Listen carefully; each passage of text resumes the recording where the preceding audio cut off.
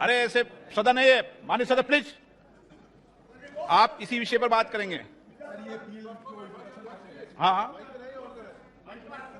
आप मत सलाह दीजिए, बैठिए सीट पे। आप जब बोलेंगे, जब सब सीट पे बैठेंगे, सब सीट पे बैठेंगे, बोलेंगे आप। सर एक मिनट सर, सब सीट पे बैठे आप। I rise to oppose the introduction of the bill under the nomenclature the Government of National Capital Territory of Delhi Amendment Bill 2023 under Rule 72 of Rules of Procedures and Conduct of Business, as the bill vindicates the outrageous infringement of this government upon the territory of the states. It is designed of digging up a graveyard for cooperative federalism. Sir, ये विधायक निर्वाचित दिल्ली विधानसभा से सेवाओं से संबंधित मामलों को कानून बनाने की शक्ति को वापस ले लेता है। बड़े संक्षेप में 4 बिंदु पे बात करना चाहते हैं। संविधान की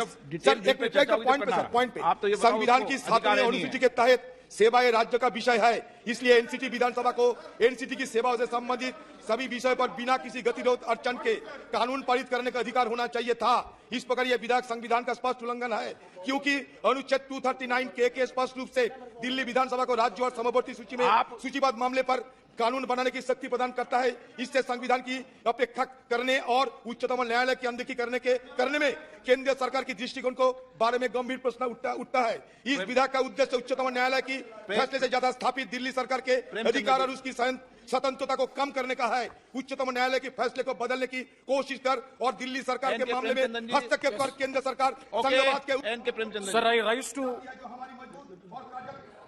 आप बोलना, जब बिल पे डिबेट हो तो आप जितनी देर कहेंगे आपको पर्याप्त मौका देंगे।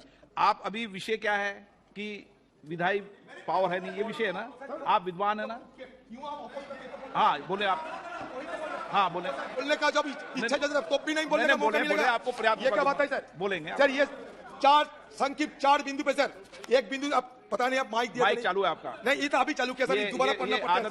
इस विधायक का उद्देश्य उच्चतम न्यायालय की फैसले से जता स्थापित दिल्ली सरकार के अधिकार और उसकी स्वतंत्रता को कम करना है। उच्चतम न्यायालय की फैसले को बदलने की कोशिश कर और दिल्ली सरकार के मामलों में हस्तक्षेप कर केंद्र सरकार संघवाद के उस महत्व को कमजोर करना चाहती है जो हमारी मजबूत और कार्यात्मक लोकतंत्र के लिए आवश्यक है। 3 नंबर सर, आप विधायक अध्यादेश उच्चतम न्यायालय की इस फैसले को निष्प्रभावी करने का प्रयास करते हैं, जिसमें दिल्ली सरकार की शक्तियां को बहाल करते हुए कहा गया था कि अगर सरकार को अपने नौकरों पर नियंत्रण नहीं।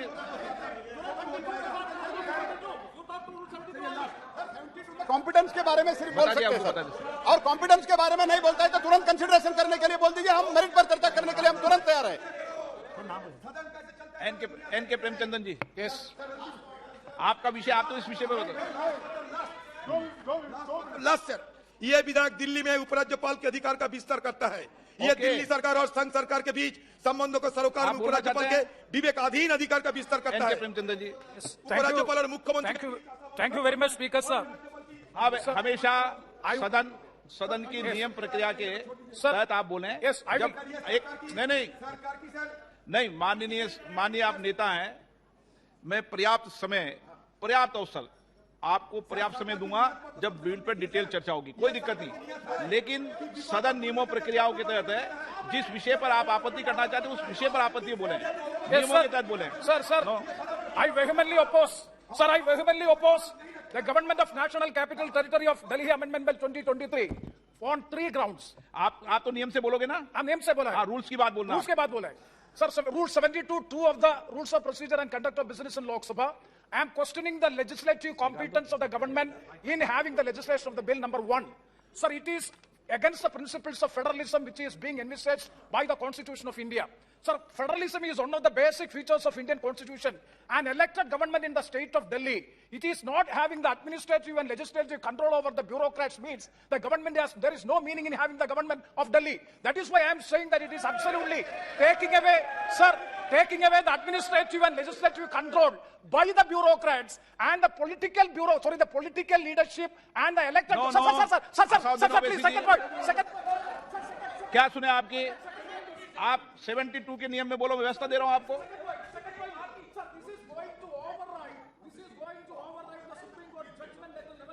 2023 government of NCT Delhi versus Union of India. Sir, let me read the Supreme Court judgment. The Supreme Court judgment says that the state government,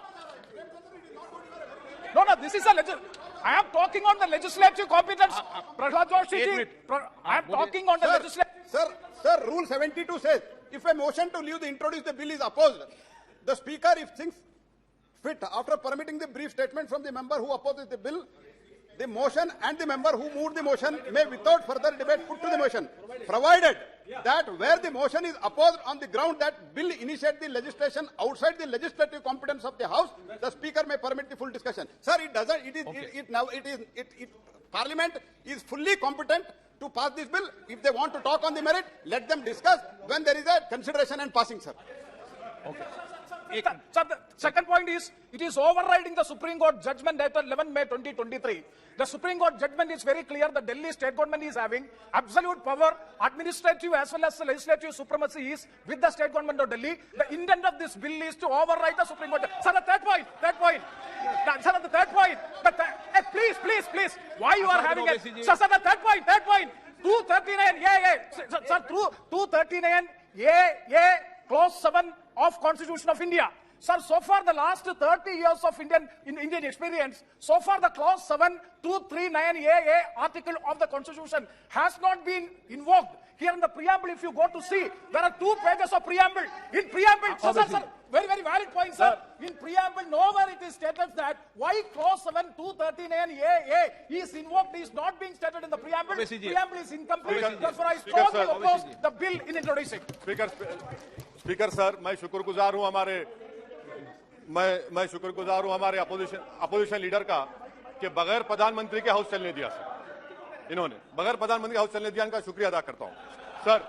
तो ये चेस और लूडो का खेल हो रहा है सर, उधर से चेस खेला जा रहा है, लूडो खेला जा रहा है सर। मैं इसलिए अपोज कर रहा हूं कि ये आर्टिकल 123 का वायलेशन है। एक सिंपल बिल से आप संविधान को अमेंड नहीं कर सकते। तीसरा, ये theory of separation of powers का वायलेशन है। चौथा यह है कि सर, सुप्रीम कोर्ट का 4 जुलाई 2018 का 5 जजेस का जजमेंट है। तो इसीलिए मैं ये कहता हूं कि ये इस हाउस को लेजिस्लेटिव कॉम्पिटेंस नहीं है, इसलिए मैं इस बिल की मुखालिफत कर रहा हूं। अब जबकि हमारे लीडर ऑपोजिशन ने अलाउ कर दिया बगैर प्रधानमंत्री के, मेरी आपसे गुजारिश है सर, मैं डिवीजन पूछूंगा, अब डिवीजन कराइए। स्वागत Rai ji. Sir, with all the vehemence at my command, I beg to oppose the National Capital Territory of Delhi Amendment Bill 2023.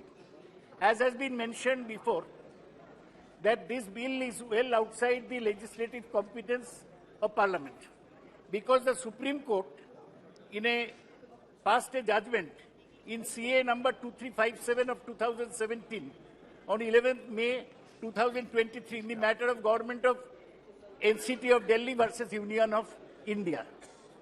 Now, to override the Supreme Court judgment, the government has brought forward a bill.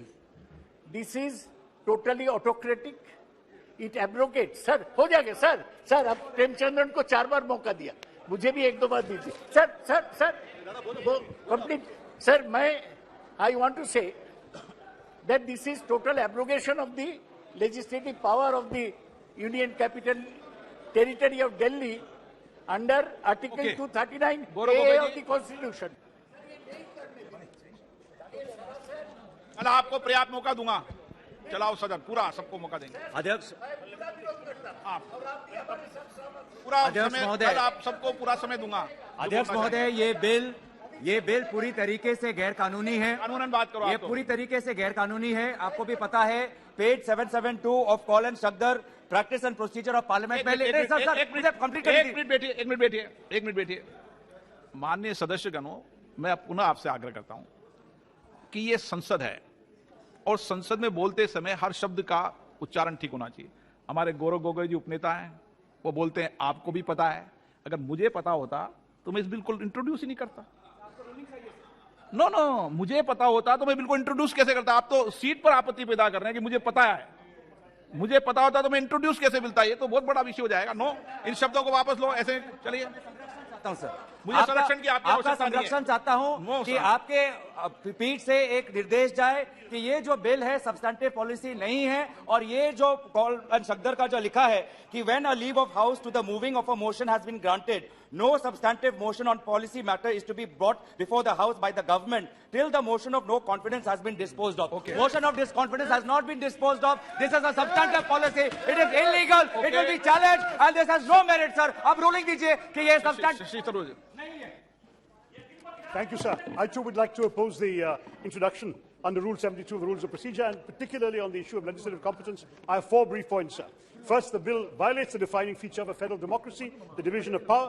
It undermines the Delhi Legislative Assembly and the Delhi government, and by trying to supersede the Supreme Court's decision on the matter, the Union government appears to undermine the constitutional principle of federalism. Number 2, sir, just 4 quick points.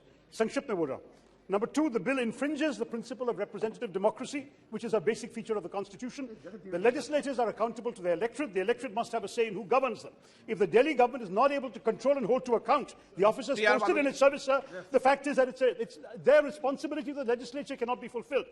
The principle of collective responsibility extends to the responsibility, sir, of the government for its own officers. You cannot give bureaucrats the authority that belongs to elect. I am before you, sir. I am before you. Sir, actually, the government is day by day going integrating. That is what everybody feels here. Sir, ever since the first no confidence motion has brought in to this house in 1956, there is no such precedence to discuss any substantive motive before the discussion of. आप इस विषय bill pay बोलिए।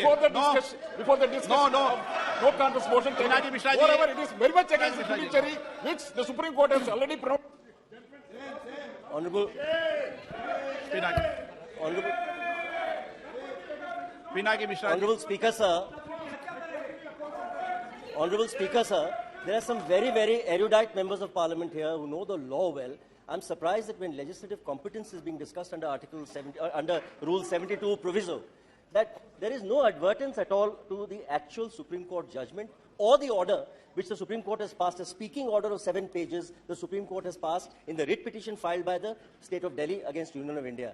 Now, kindly see what the Supreme Court in para 95 has said. It concludes about legislative competence. Please understand, the court says, however, if Parliament enacts a law granting executive power on any subject which is within the domain of NCTD, the executive power of the LG shall be modified to the extent as provided in that law. Government has brought out a law now pursuant to a Supreme Court empowering it.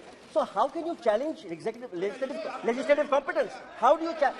I can understand you vote against it. You can vote against it. You can vote no.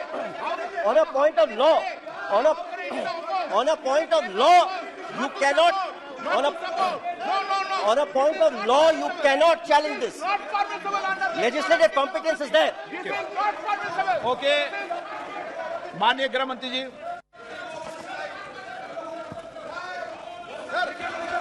माननीय अध्यक्ष जी, विपक्ष के सदस्यों द्वारा जो मुद्दे संसद के नियमों के अनुसार उठाए गए, मैं इसकी स्पष्टता इस महान सदन के सामने करना चाहता हूं। माननीय अध्यक्ष जी, 239 क और क के अंतर्गत था, इसमें स्पष्ट उल्लेख है संविधान में कि उपखंड क की किसी बात से संघ राज्य क्षेत्र या किसी भी भाग के लिए किसी भी विषय के संबंध में इस संविधान के अधीन विधि बनाने की संसद की शक्ति का अल्पीकरण नहीं हो सकता। इसका मतलब है हमारे संविधान ने इस सदन को संपूर्ण सत्ता दी है कि दिल्ली राज्य के लिए किसी भी कानून को लेकर आने की। दूसरा मुद्दा उठाया गया सुप्रीम कोर्ट के जजमेंट का, जो हमारे माननीय सांसद बीजेडी के बताया, सर्वोच्च न्यायालय के पैरा 6 जजमेंट के पैरा 6, 95 और पैरा 164 एफ, इसके संबंध में सर्वोच्च न्यायालय ने स्पष्ट किया है कि संसद दिल्ली संघ राज्य क्षेत्र के लिए कोई भी कानून बना सकता है। अतः ये सारे जो ऑब्जेक्शन लिए गए हैं वो राजनीतिक है, इसका कोई संवैधानिक आधार नहीं है। संसद के नियमों के आधार पर भी इसका कोई आधार नहीं बनता है।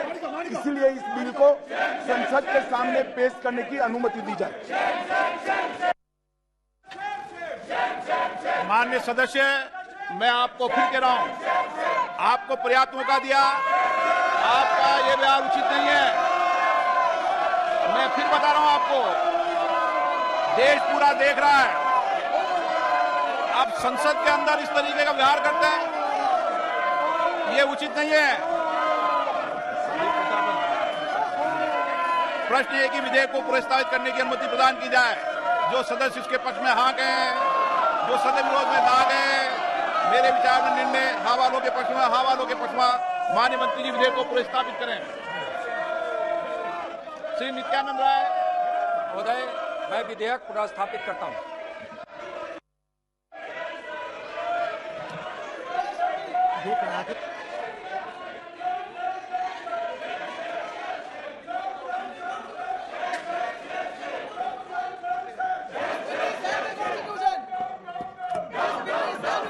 मैं फिर आपको चेतावनी दे रहा हूं कि मुझे कुछ सदस्यों के नाम करना पड़ेगा, नेम करना पड़ेगा।